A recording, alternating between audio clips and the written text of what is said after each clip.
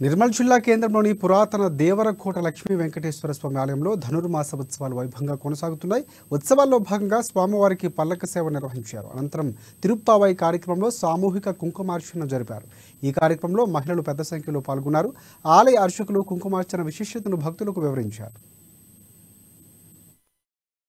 మన అతి పురాతనమైన శ్రీ లక్ష్మీ వెంకటేశ్వర దేవరకోట దేవాలయం నిర్మల్లో మనము అంగరంగ వైభవంగా 6 రోజుల సంది పూజలు నిర్వహించుకుంటున్నాము. అలాగే ముక్కోటి ఏకాదశి శనివారము రేపు ఉదయము మన 5:30కు పల్లకీ సేవ ఉంటుంది. ఆ పల్లకీ సేవ 3 ప్రదక్షిణాలతో మనము ప్రాకారంతో మన గుడి చుట్టూ మనము 3 ప్రదక్షిణాలు చేసి స్వామివారిని ఉత్తర ద్వారం ద్వారా మనము లోపలికి తీసుకొని ఆయనకు మనం పూజించడం జరుగుతుంది. ఆ ద్వారం గుండానే మనందరం కూడా ఆ రోజు రేపు ప్రొద్దున ఆ ద్వారం నుంచి మనము దర్శనం చేసుకుంటే రేపు ఎంతో పుణ్యం ఉంటుంది. కాబట్టి భక్తులు గమనించి రేపు అధిక సంఖ్యలో పాల్గొనాలని చెప్పి కోరడం జరుగుతుంది.